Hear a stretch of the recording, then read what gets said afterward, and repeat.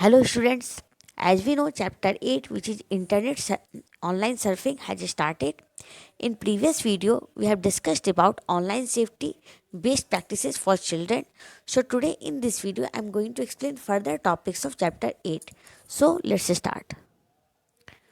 And the topic is internet security.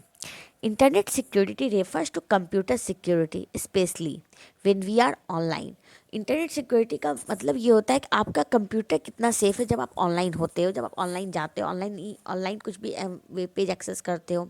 It refers to the preventive measures that we take against any online threat such as hackers और malicious program और website. इसका ये मतलब होता है कि आपका जो ये प्रिवेंटिव मेजर्स कितना आपका सेफ है computer against online threat like hacker से या मालिशियस प्रोग्राम से आपका कंप्यूटर कितना सेफ है. You can reduce the risk by using best practices such as using antivirus software, anti-spyware software, firewalls, strong password, etc. तो आप जो भी ऑनलाइन थ्रेड्स है उसके उस रिस्क को आप कम कर सकते हो. कुछ बेस्ट प्रैक्टिसेज हैं जैसे आप यूज करके ऑनलाइन थ्रेड्स को आप कम कर सकते हो. लाइक एंटीवायरस सॉफ्टवेयर आप यूज कर सकते हो, anti spyware software, firewalls, strong password use करके इन सारी चीज़ों का आप यूज करते हो तो आपको ऑनलाइन थ्रेड की जो रिस्क होती है वो कम हो जाती है. So now moving further, best practices for security. And the first one is strong password. Use strong password with the combination of letters in both cases, numbers and special character, which makes a password difficult to crack or guessed by others. तो जब भी आप online जाते हैं, हम online access करते हैं तो कोशिश ये होनी चाहिए कि हमारा जो पासवर्ड हो वो स्ट्रॉन्ग पासवर्ड हो. स्ट्रॉन्ग पासवर्ड होता है combination of letters in both cases, numbers and special character. आपका जो पासवर्ड होना चाहिए वो इसमें कैपिटल लेटर और स्मॉल लेटर दोनों में होना चाहिए. आप उसमें नंबर भी यूज होने चाहिए और स्पेशल कैरेक्टर भी यूज होने चाहिए ताकि वो एक स्ट्रॉन्ग पासवर्ड बन सके और कोई भी हैकर्स या क्रैकर्स आपके पासवर्ड को क्रैक ना कर सके, गेस ना कर सके. Do not keep easy to guess obvious password like your birth date, birthplace, friend's name, relative birth date, mobile number, etc. Change your password frequently, at least monthly or fortnightly. तो आपको कभी भी obvious password नहीं set करना चाहिए, बहुत easy password नहीं set करना चाहिए. Like your nick name, pet name, date of place, date of birth, इस तरह के जो ऑब्वियस पासवर्ड होते हैं वो नहीं सेट करना चाहिए. ऐसे ये जो पासवर्ड ऑब्वियस पासवर्ड आसानी से क्रैक किए जा सकते हैं तो कोशिश करना चाहिए इस तरह की ऑब्वियस पासवर्ड ना सेट कर सके. और पासवर्ड को फ्रिक्वेंटली लगातार चेंज करते रहना चाहिए. हर मंथ आपको पासवर्ड कोशिश करना चाहिए चेंज करते रहने के लिए. Following is a general guideline for managing strong password. Password length should be at least 10 to 15 character if possible or allowed by the website or software. अगर आपको सॉफ्टवेयर वेबसाइट अलाउ करता है तो कोशिश करना चाहिए आपका जो पासवर्ड है 10 to 15 कैरेक्टर्स का हो, उससे छोटा ना हो, तभी आपका स्ट्रॉन्ग पासवर्ड बनता है. Do not repeat password while changing them. और जब भी पासवर्ड चेंज कर रहे हो तो आप कोशिश करना चाहिए पासवर्ड को रिपीट नहीं करें. सेम पासवर्ड पहले जो यूज किए थे वही पासवर्ड फिर से यूज कर रहे हैं, ये काम नहीं करना चाहिए. Avoid using same password for multiple site. और अगर आप बहुत सारे साइट यूज करते हो like social networking site, banking site, अलग अलग तरह के साइट अगर आप यूज करते हो तो एक ही पासवर्ड को हर जगह यूज नहीं करना चाहिए. Website such as www.strongpasswordgenerator.com helps generate random strong password with just one click. और एक वेबसाइट आपके पास है जिससे हम जो है स्ट्रॉन्ग पासवर्ड जनरेटर .com, इस वेबसाइट की हेल्प से आप एक स्ट्रॉन्ग पासवर्ड जनरेट कर सकते हो just with a single click. एक क्लिक करके आप एक पासवर्ड जनरेट कर सकते हो. Next one is regular data backup. Regularly backup your data on an external storage in external device. You can restore it in case of data loss. और हमेशा आपको ऑनलाइन थ्रेड से बचने के लिए आपको हर डाटा का एक बैकअप तैयार करना चाहिए. मान लो कभी ऐसा होता है कि आप एक एक्सटर्नल स्टोरेज में बैकअप तैयार करना चाहिए. कभी भी अगर डाटा लॉस होता है, in case of data loss आपके पास बैकअप रेडी रहेगा आपको फर्दर यूज के लिए. Secure your user name and password. Never save your security credential in public domain other such as cyber cafe, share drive etcetera. तो कभी भी अपना जो सिक्योरिटी कॉम्बिनेशन होता है like login ID and password, इसे कहीं भी सेफ नहीं करना चाहिए. आप कभी मोबाइल पे भी आप यूज करते हो तो वहाँ पे एक ऑप्शन होता है remember me, keep me logged in, इस तरह का जो ऑप्शन होता है उसे कभी भी चूज़ नहीं करना चाहिए. इससे क्या होता है आपका जो इन्फॉर्मेशन है लॉगिन आईडी पासवर्ड का वो डिवाइस में सेफ हो जाता है. और पब्लिक प्लेस पे या पब्लिक अगर आप साइबर कैफ़े जैसी जगह आप जाते हो नेट यूज करने के लिए तो वैसी जगह पे तो बिल्कुल भी ऐसा काम नहीं करना चाहिए.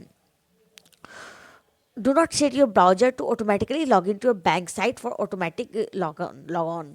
और अपने ब्राउज़र में ये भी सेटिंग डालनी चाहिए कि आप जैसे ही आप होता है कि बहुत सारे ऐसे ऐसे वेबसाइट्स वेब पेजेस होते हैं कि जैसे ही आप अपना ब्राउज़र ओपन करते हो वो वेब पेज ऑटोमेटिकली ओपन हो जाते हैं। तो ऐसी सेटिंग अपने बैंकिंग साइट के लिए नहीं करना चाहिए। Check the website certificate icon of a padlock in the address bar. All secured website have SSL Secure Socket Layer Certificates। और जब भी आप किसी वेबसाइट को यूज करते हो तो उसमें पैडलॉक जो होता है वो एड्रेस बार के साथ होता है। जहाँ पे एड्रेस बार होता है जहाँ पे आप URL मेंशन करते हो लाइक google.com या youtube.com, इस तरह से जब एड्रेस जहाँ पे आप एड्रेस मेंशन करते हो एड्रेस के जस्ट पहले एक लॉक का साइन होता है, लॉक का एक आइकन होता है, वो पैडलॉक कहलाता है। तो वो पैडलॉक अगर जिस भी वेबसाइट में अवेलेबल होता है उस इसमें आपका वो वेबसाइट सिक्योर है। और अगर वेबसाइट में वो पैडलॉक अवेलेबल नहीं है इट मीन्स वो वेबसाइट सिक्योर नहीं है और आपको वो website as soon as possible आपको उस वेबसाइट को क्लोज कर देना चाहिए। Secure transaction.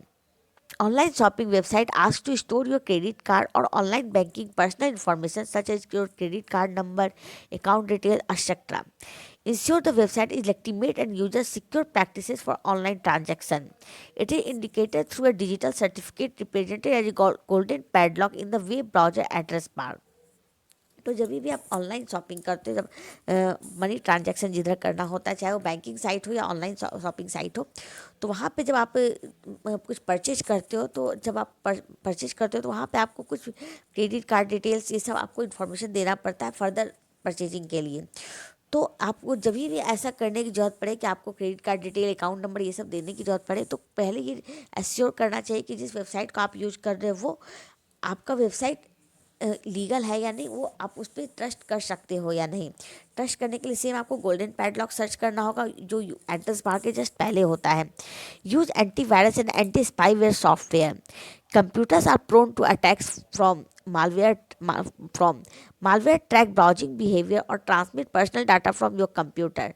कंप्यूटर हमेशा तैयार रहता है किसी भी तरह से अटैक के लिए। तो मालवेयर जो होते हैं वो ब्राउजिंग बिहेवियर और ट्रांसमिट पर्सनल डाटा, इस तरह क्या होता है आपके ब्राउजर बिहेवियर मतलब आपकी ऑनलाइन एक्टिविटी को और आपके कंप्यूटर के डाटा को पर्सनल डाटा को वो ट्रैक कर सकते हैं। Program such as key logger transmit every key that is placed by you to unauthorized users.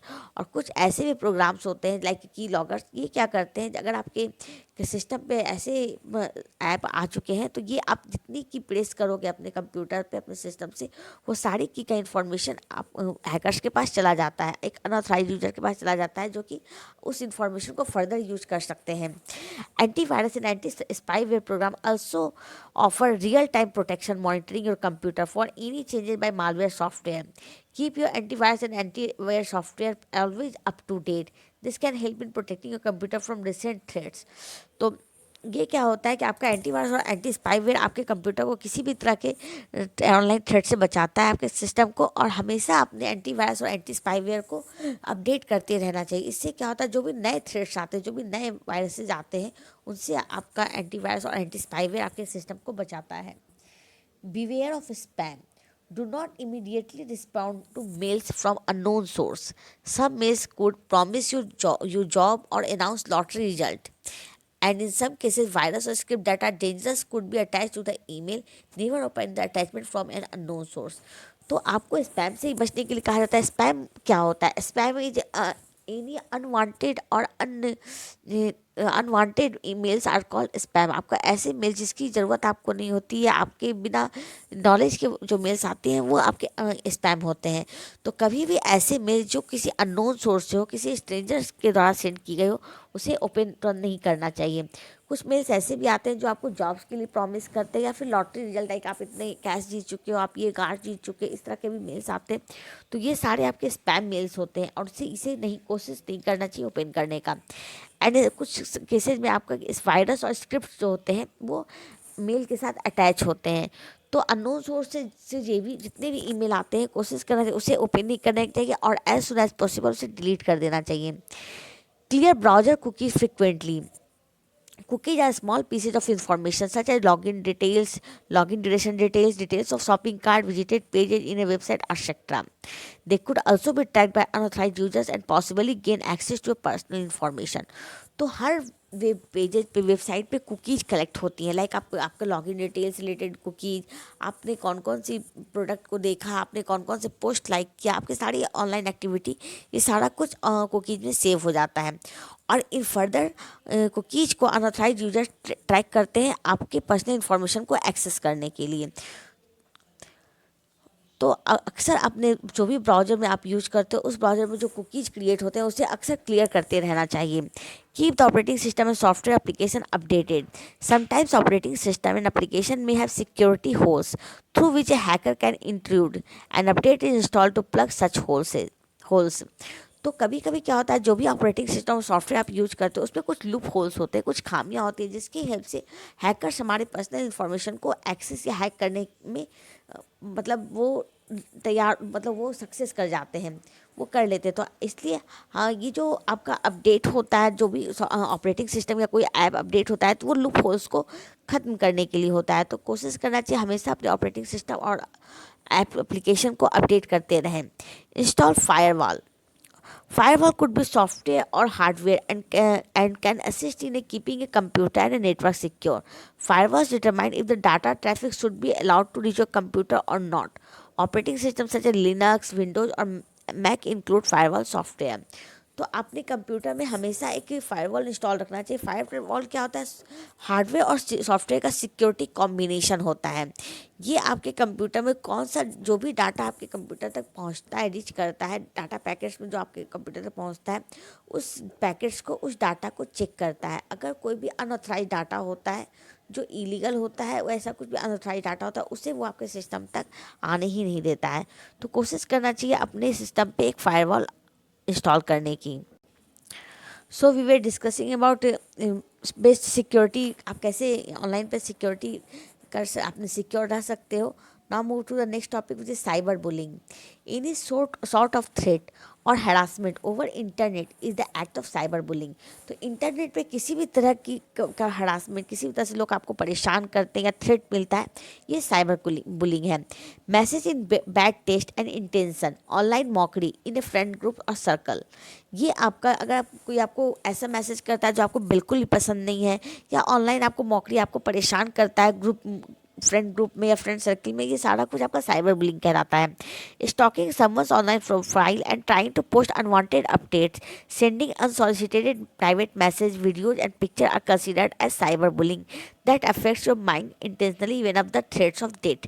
तो ऐसे इस तरह के मैसेज, लाइक कोई आपके प्रोफाइल को रेगुलरली स्टॉक करता है, देखता रहता है आप क्या अपडेट करते हो, क्या पोस्ट करते हो, फिर आपके प्रोफाइल पे अनवांटेड पोस्ट ट्राई करता है पोस्ट करने का, कुछ ऐसे मैसेज पे ट्राई करते हैं भेजने का जो सही नहीं होते हैं, वो अलग सही मैसेज नहीं होते हैं, वीडियोज पिक्चर, इस तरह के जो भी पिक्चर या वीडियोज सेंड होने लगते हैं जो आपके लिए सही नहीं होते या आप नहीं चाहते, अनवांटेड होते हैं, ये सारा कुछ साइबर बुलिंग कहलाता है, जो कि यंग माइंड को, छोटे बच्चों को बहुत ज़्यादा इफेक्ट करता है और ये थ्रेट टू डेथ तक करता है। बहुत बच्चे या बहुत सारे यंग जनरेशन जो होते हैं इस साइबर बुलिंग से परेशान होकर वो सुसाइड तक अटेम्प्ट कर लेते हैं। तो ये थ्रेट्स ऑफ डेथ भी होता है। तो साइबर बुलिंग से एज सुन आपको प्रोटेक्ट होना चाहिए, इससे बहुत ज़्यादा आपको समझना चाहिए कि क्या है, कैसे इससे बचना है। Protection from cyber bullying, children must know that no matter what parent and teacher are there first support. तो आपको कैसे साइबर बुलिंग से अपने आप को प्रोटेक्ट करना है, तो इसमें सबसे पहली बात कि आपको ये समझना चाहिए कि आपके पेरेंट्स और टीचर्स ये आपके सबसे बड़े सपोर्ट है और ये हमेशा आपके लिए रेडी रहेंगे आपकी हेल्प के लिए। तो कैसी भी सिचुएशन की नहीं हो, अपने पेरेंट्स से, अपने टीचर से हर बात को डिस्कस करना चाहिए, अपनी परेशानी को शेयर करना चाहिए। Children should inform the elders about any incident that sound नेस्टी even remotely. और किसी भी तरह का कोई प्रॉब्लम अगर ऑनलाइन आप फेस करते हो तो वो तुरंत आपको अपने एल्डर्स के साथ शेयर करना चाहिए। Children must know the fact that cyber bullies are not capable to do any harm and they can never carry out their claims of harming someone. इस चीज़ को समझना चाहिए कि अगर साइबर बुली कोई कर रहा है, कोई आपको ऑनलाइन थ्रेट दे रहा है कुछ किसी तरह से परेशान करने का, तो वो सक्सेस नहीं हो सकता, क्योंकि अगर उसे कुछ करना होता तो वो ऑनलाइन थ्रेट नहीं करता। ऑनलाइन थ्रेट दे रहा है इसका मतलब वो कुछ नहीं कर सकता है। इस चीज़ को समझना चाहिए कि जो भी साइबर बुली आपको परेशान कर रहा है, ऑनलाइन परेशान कर रहा है, वो बिल्कुल भी कैपेबल नहीं किसी तरह से आपको हार्म पहुंचाने का। तो ऐसे लोगों को जितना चाह सके इग्नोर करना चाहिए, उन्हें बिल्कुल भी इंटरटेन नहीं करना चाहिए। Childrens are advise to block such introduce immediately and never entertain them. और ऐसे लोग जो आपको ऑनलाइन परेशान करते हैं, मतलब चाहे वो स्टॉक करके, चाहे वो ऐसे अनवांटेड मैसेज भेज के किसी भी तरह से आपको परेशान करते हैं, तो वैसे लोगों को आपको as soon as possible block कर देना चाहिए। उन्हें इंटरटेन करने की जरूरत नहीं है। In case of cyber bully attack, save all his heard message offline as evidence for later use. और अगर ऐसा होता है कि कभी साइबर बुली होता है, कोई आपको थ्रेट करता है, कोई आपको मतलब अनवांटेड मैसेज करता है, इस तरह के कुछ भी अगर होता है, तो कोशिश करनी चाहिए कि वैसे मैसेजेस को आप उनका उस मैसेज को सेव करो, लाइक स्क्रीनशॉट के थ्रू आप उस मैसेज को रख लो, ताकि फर्दर आपको इन फ्यूचर में कुछ यूज उसकी ज़रूरत पड़े तो आप उसे यूज कर सको।